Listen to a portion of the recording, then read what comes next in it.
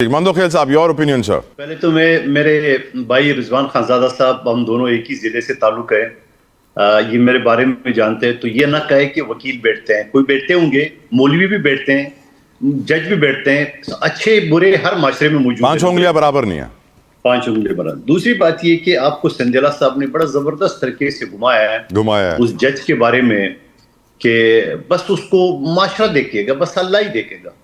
मिसाल बहुत नामुनासिब है, वरना मैं मिसाल इसके ऊपर सुना देता, आपके व्यूअर्स माइंड ना करे। बात यह है कि आप मुझे बता दो कि वफाकी हुकूमत इस्लामाबाद में एक मासूम बच्चों को कुचल के कत्ल किया है और जज खुद मौके पे पहुंचते हैं। आप मुझे बताओ, ये जज कहने का लायक है? चीफ जस्टिस क्यों खामोश है? सुप्रीम कोर्ट का चीफ जस्टिस क्यों खामोश है? लॉ डिपार्टमेंट क्यों खामोश है? कितने एट द स्पॉट पे बजाय उन लड़कियों को अस्पताल ले जाने का, तुम अपने बेटे को तुम वहां से फरार कराए जो नशे में धुत था और सब कुछ था, और 4 दिन के अंदर तुमने न जाने उन खानदान के ऊपर कौन सा प्रेशर डाल किया, लालच लिए कि माफ भी कर लिए।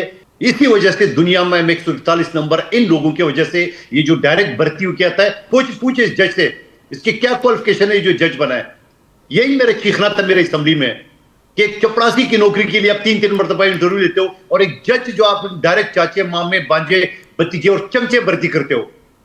क्या ये कोई और जज नहीं था ये भर्ती हुआ है? 4.5 लाख वकील है कि ये जज क्यों भर्ती हुआ है? जब आप डायरेक्ट भर्ती करोगे, इसी तरह एट द स्पॉट पहुंचेगा, उन गरीब बच्चियों को जो ना वो अस्पताल तक ले जाने के बजाय अपने जो ना मदहोश बेटे को फरार कराएगा, और 4 दिन के बाद और बेशर्मी की तरह जाके वो अदालतें भी उसको जो है ना वो एक्सेप्ट भी करेंगे और उसको वो कंप्रोमाइज भी करेंगे। माफी क्या है वो गरीबों के उस बच्चों के पास, उनके वालिदैन के पास?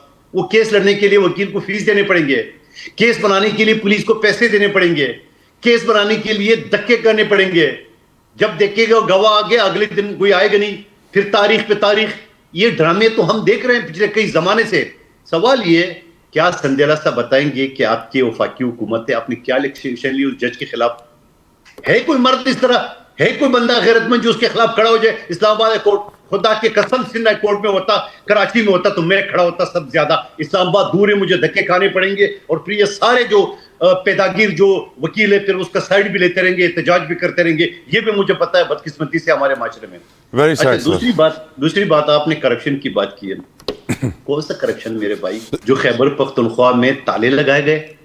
कौन सा करप्शन जो आए चौधरीगा रोड पे इतना बड़ा बोर्ड लगा लिए, मेरे गुजरना इसी रोड से, 12,000 करोड़ करप्शन हुई है नेशनल बैंक में। ये मेरे बयान नहीं है, ऑडिटर जनरल की रिपोर्ट है। नेब को हमने भिजवा दी है, आज तक पता नहीं चला। मैंने असेंबली में स्पीच किया कि प्रेसिडेंट नेशनल बैंक की जो भाव है 15 अरब रुपए चल रहा है। खुदा की कसम किसी ने जवाब नहीं दिया है, और जवाब कौन देगा? शामिल होंगे तब, नहीं होंगे तब जवाब देंगे।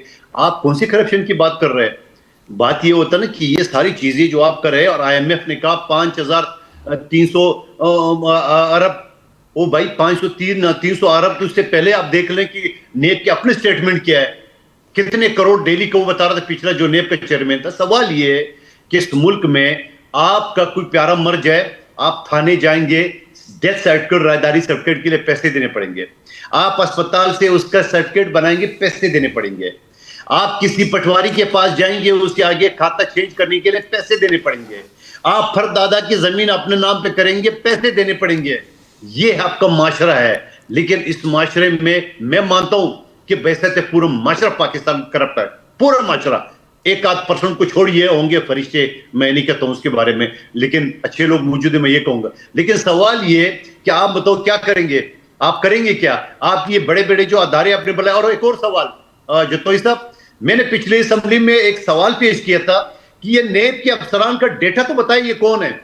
आपको बड़ी हैरत से मैं आपको बात बताऊं, नेब के अफसरान जो एक तफ्तीशी अदारा है, उसके जो अफसरान है उसका लीगल बैकग्राउंड होना चाहिए, चाहे वकील हो, रिटायर्ड पुलिस ऑफिसर हो, कोई और लॉ नोइंग पर्सन हो, कम से कम जर्नलिस्ट हो। वहां पता है जो जो जो जवाब आया है कौमी असेंबली में, 95% जो है ना वो लीगल प्रोफेशन से उसका ताल्लुक नहीं था। इंजीनियर ये लोग हैं।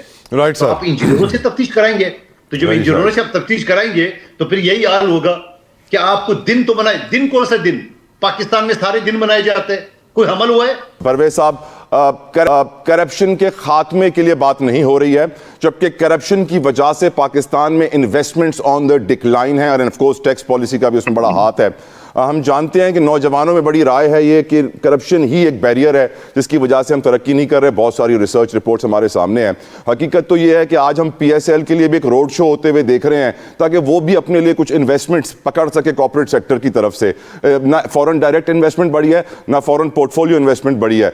आपकी नज़र में सर ये जो करप्शन का नासूर है, ये क्या हुकूमत ख़त्म करना चाहती है, नीयत है, विल है? अगर है तो क्या कर रही है हुकूमत? परवेज साहब, बहुत सारी मिसालें जो तो ऐसा मैं दे सकता हूं कि हुकूमत करप्शन खत्म करने के लिए क्या कर रही है। मतलब कि देखें आप, जो एक ये नैरेटिव लिया गया कि जो हमारे ब्यूरोक्रेट्स हैं जिनको कभी कोई हाथ नहीं डालता, उनके असासे जो है डिक्लेयर होने चाहिए, तो ये करप्शन खत्म करने की तरफ ही एक कदम है ना।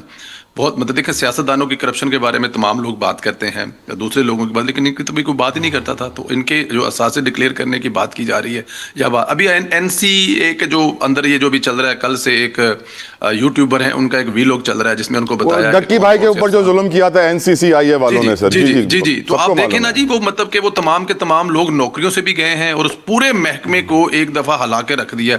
तो करप्शन खत्म करने की तरफ एक कदम। ये तो सोचे कि डक्की भाई से पहले कितने हजारों पिस चुके उस चक्की के अंदर सर। तो इसका मतलब ये तो नहीं है कि अभी हमने डक्की भाई के बाद ठीक भी नहीं करना, क्योंकि हजारों पीस चुके हैं और हजारों को पिसने दें। मतलब कि आपको, मतलब हम कर रहे हैं ना, मतलब हुकूमत उस तरफ जा रही है ना, पूरे के पूरे अदारे को हिला के रख दिया ना। और आप ये देखें कि किस लेवल के अफसरान को नौकरियों से निकाला और जेलों में फेंका है। वो वहां पर बैठकर अपनी सजा भुगतेंगे। अब उनको सजा मिलेगी। देखिए, माशरे में एक मैसेज तो जाएगा ना कि कानून से बालातर कोई नहीं है। अगर आप किसी के साथ जुल्म ज्यादती करते हैं और करप्शन करते हैं, करोड़ों रुपए जो उनसे, ये बात जो आपने अभी की ना, कानून से बालातर कोई नहीं है सर। जज का बेटा 5 दिन में निकल आया है सर अदालत से, मुकमुका हो गया। किसी गरीब आदमी का बेटा होता तो लग पता जाता कानून बराबर है कि नहीं है सर। सर ये भी एक हिस्सा है ना, मैं और आप इस सिस्टम का एक हिस्सा है, कल्चर का एक हिस्सा है ना। वहां पे अगर ये जज बैठा है तो वो जज अपने बेटे को उसने छुड़ा लिया, लेकिन अपना उसने फ्यूचर खत्म करवा लिया है।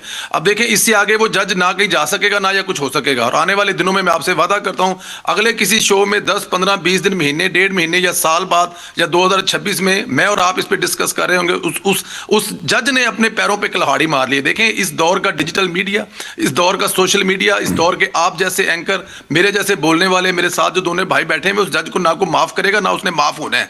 बेटे को उसने छुड़वा लिया है, बेटे की मोहब्बत उस पर गालिब आ गई, लेकिन वो अपना हमेशा के लिए खात्मा कर चुका है। ये मैं आपको गारंटी बात कर रहा हूं। ये चीज रुकने वाली नहीं है, ये चीज छुपने वाली नहीं है। अच्छा, करप्शन के हवाले से देखें, अभी ये जो डिजिटल दुनिया आ रही है ना, आपके जो बहुत पहले हमें बताया जाता था कि करप्शन के मामलात हुकूमत में कहां कहां से होते थे, आपके ठेके, आपके बोलियां, आपके टेंडर, आपकी ये चीजें, देखिए ये सब ऑनलाइन हो रही हैं, अदायगियां ऑनलाइन हो रही हैं। अब आपको ये चीजें हाइड नहीं की जा सकेंगी। अब ये चीजें बहुत सारी जो है आपको बता के करनी पड़ेंगी। तो ये करप्शन जो है पूरी दुनिया का एक बहुत बड़ा अलमिया है, दुनिया के हर मुल्क में करप्शन है। लेकिन इसका मतलब ये नहीं है कि पाकिस्तान में भी होनी चाहिए। खात्मा हो रहा है। ये जो IMF से भी हमें मिला है ना, हुकूमत उससे पहले ही उस पर बिजी है। हुकूमत उससे पहले ही उसके खात्मे के लिए बहुत सारे इकदाम कर रही है। बहुत सारी जगह पे वो कामयाब हुई है, बहुत सारी जगह पे कामयाब नहीं हो रहे। लेकिन क्योंकि ये इंडिविजुअली भी बहुत सारे मसाइल हैं, आपकी जो एक बड़ी बड़ी माजरत के साथ जो हमारी कौम है माशाल्लाह, वहां पे करप्शन घुस गई है कि उसको एक एक घर से निकालना भी इतना आसान नहीं होगा। अब मतलब फर्ज किया कि 13-14 साल से करप्शन के खिलाफ बनने वाली एक पार्टी, उसके सूबे में एक मेगा स्कैंडल हुआ है कोस्तान, आप देख लें वहां पे क्या हो रहा है। अब तो ये एक दिन में ये चीजें ठीक होने वाली नहीं है, लेकिन इस पे हुकूमत भी मसरूफ है, इस पे आम इंसान को भी सोचना चाहिए, मुझे और आपको भी सोचना चाहिए। अगर ये कहेंगे कि सिर्फ हुकूमत खत्म करने की, तो बड़ा मुश्किल काम हो जाएगा। आप रेडी वाले से लेकर गाड़ी वाले तक पहुंच जाए, रस्ते में आपको दरमियान में कोई भी जगह ऐसी नजर नहीं आएगी जहां पे ये सब कुछ नहीं होगा। ये पूरे मुआशरे की जिम्मेदारी है। अगर हुकूमत सब कुछ करना शुरू कर देगी जो कर रही है, तो उससे मेरे ख्याल में खत्म होना थोड़ा मुश्किल हो जाएगा। लेकिन आप गाफिल नहीं है हुकूमत इससे, कम अज कम। अल्लाह का शुक्र, अल्हम्दुलिल्लाह कहना चाहिए हमें इस बात के ऊपर कि हुकूमत गाफिल नहीं है इसके ऊपर, कम अज कम।